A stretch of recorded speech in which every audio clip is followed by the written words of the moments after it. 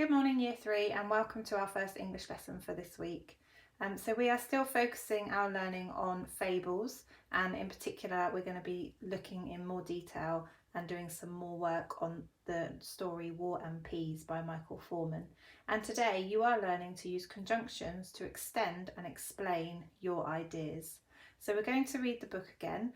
If you're at home doing online learning at home, you can watch the video of me reading it again. And what we are going to do is just read up to page 7.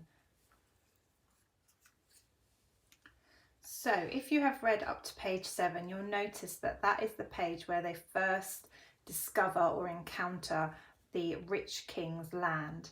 So just have a quick think about these questions. Can you describe the land to me?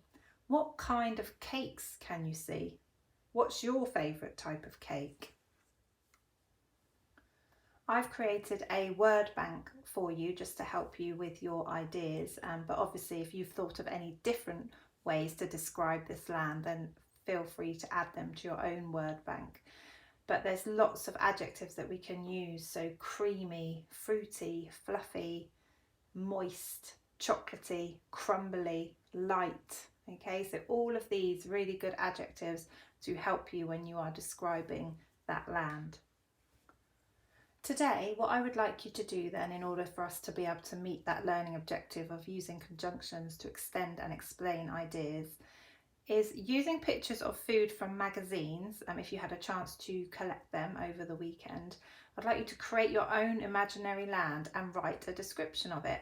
Don't worry if you haven't been able to collect pictures of food from magazines. You can always maybe just find some on the internet and use those, or you are more than welcome to draw it.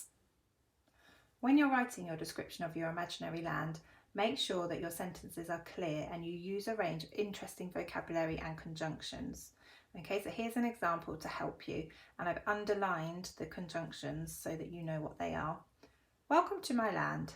In my country, the rivers flow with icy cold milk, so you can always enjoy a refreshing drink. The mountains are made from chocolate brownies and the rocks are dusted with icing sugar. You will always have a good night's sleep in my world because the beds are made from marshmallows. You can nibble your pillow while you sleep. So there's just an example of what my description would be like. I can't wait to hear what yours are like. And if you're a bit confused about what conjunction is, just remember that it is a word that we use to join two ideas together.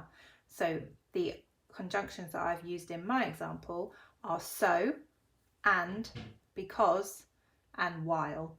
And there's also the conjunction but that you can use as well. To finish today's English lesson then, I would like you to have a read through your sentences.